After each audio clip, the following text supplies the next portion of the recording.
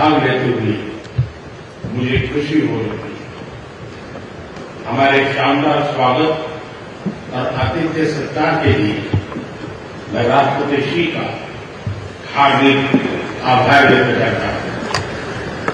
आज उज्बेकिस्तान का independence day है। कल किर्गिस्तान का राष्ट्रीय दिवस था। इस अवसर पर मैं दोनों लीडर्स को बधाई और शुभकामनाएं देता हूं। एक्सेलेंसी, पिछले 24 वर्षों में एससीओ का पूरे यूरेशिया क्षेत्र की एक्सटेंडेड फैमिली को जोड़ने में बहुत महत्वपूर्ण योगदान रहा। भारत ने एक सक्रिय सदस्य के रूप में हमेशा कंस्ट्रक्टिव और सकारात्मक भूमिका निभाई है।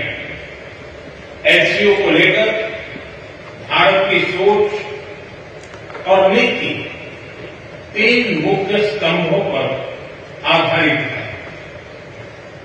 एससीओ, एस सिक्योरिटी, सी कनेक्टिविटी, ओ अपॉर्चुनिटी।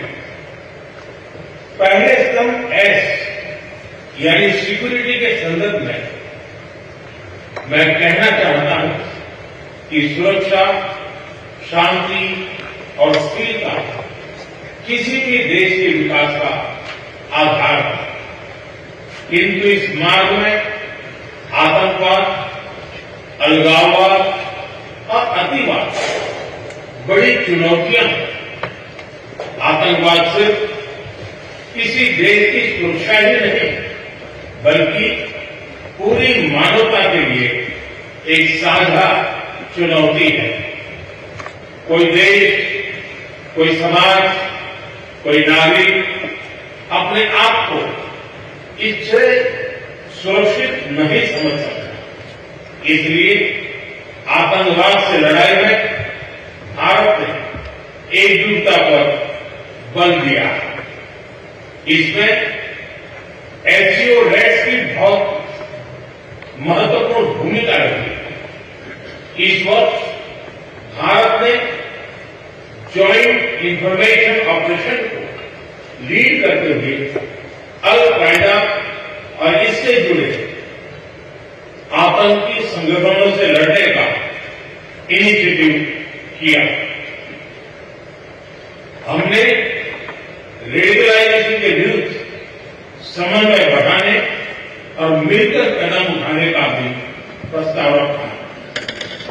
टेरर फाइनेंसिंग के खिलाफ आवाज उठाई। इसमें मेरे समर्थन के लिए मैं आभार व्यक्त करता हूं। एक्सेलेंसी, भारत पिछले 4 दशकों से निर्मम आतंकवाद का दंश झेल रहा है। कितनी ही माताओं ने अपने बच्चे खोए और कितने बच्चे अनाथ हो गए। हाल ही में हमने पहलगाम में टेररिज्म का बहुत ही घिनौना रूप देखा। इस दुख की घड़ी में जो मित्र देश हमारे साथ खड़े रहे, मैं उनका आभार व्यक्त करता हूं। यह हमला केवल भारत की अंतरात्मा पर ही आघात नहीं था, यह मानवता में विश्वास रखने वाले हर देश, हर व्यक्ति को खुली चुनौती थी। ऐसे में प्रश्न उठना स्वाभाविक है, क्या कुछ देशों द्वारा आतंकवाद का खुलेआम समर्थन हमें स्वीकार्य हो सकता है? एक्सेलेंसी, हमें स्पष्ट रूप से और एक स्वर में कहना होगा कि आतंकवाद पर कोई भी डबल स्टैंडर्ड स्वीकार्य नहीं होंगे। हमें मिलकर आतंकवाद का हर रंग में, हर रूप में विरोध करना होगा। ये मानवता के प्रति हमारा दायित्व है। एक्सेलेंसी, अब मैं दूसरे स्तंभ सी यानी कनेक्टिविटी पर अपने विचार रखना चाहूंगा। भारत का हमेशा से मत रहा है कि मजबूत कनेक्टिविटी से केवल व्यापार ही नहीं बल्कि विश्वास और विकास के द्वार भी खुलते हैं। इसी सोच के साथ हम चाबहार पोर्ट और international north south transport corridor जैसे इनिशिएटिव पर काम कर रहे हैं। इनसे हम अफगानिस्तान और मध्य एशिया के साथ संपर्क बढ़ा सकते हैं।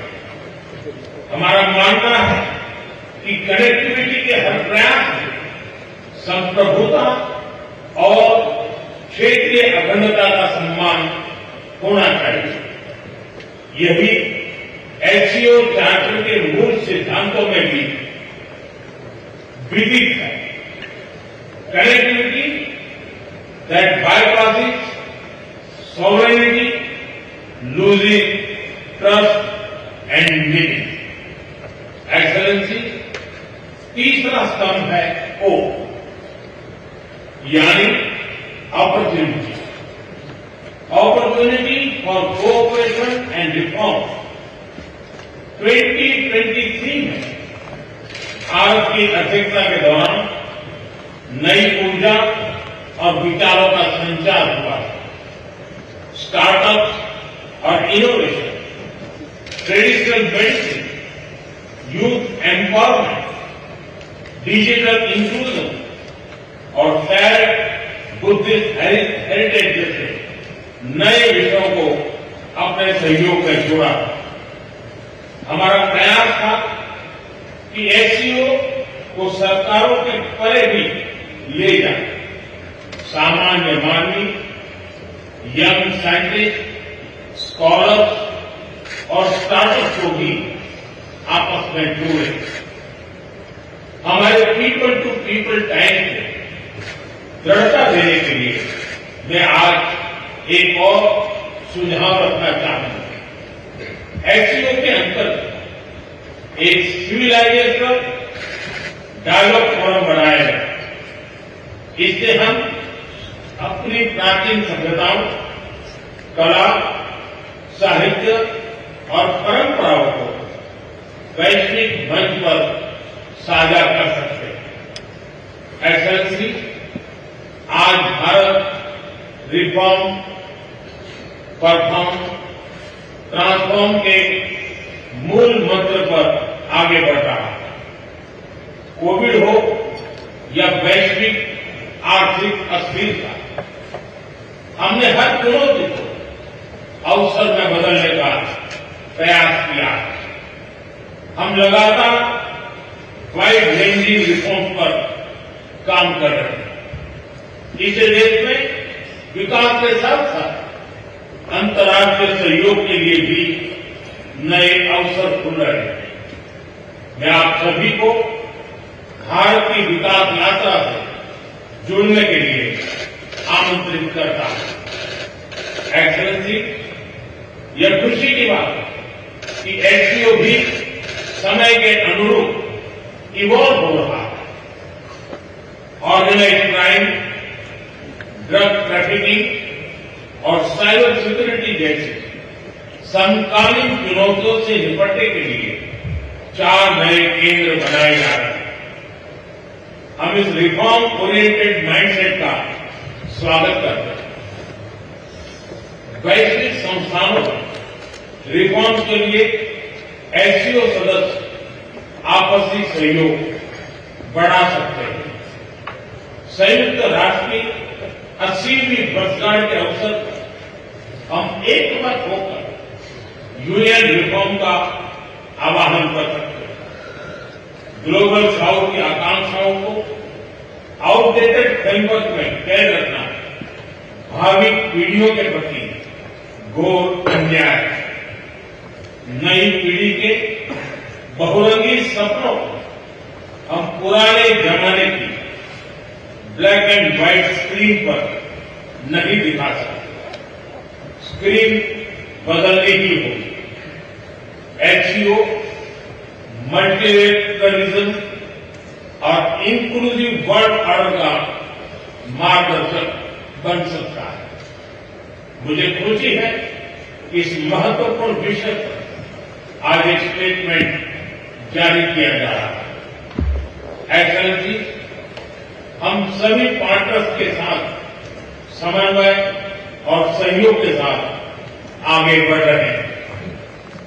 मैं एचसीओ के अगले अध्यक्ष किर्गिस्तान के राष्ट्रपति और मेरे मित्र प्रेसिडेंट जपारोव को शुभकामनाएं देता हूं। बहुत बहुत धन्यवाद। If you like the video, do like, comment, share and subscribe.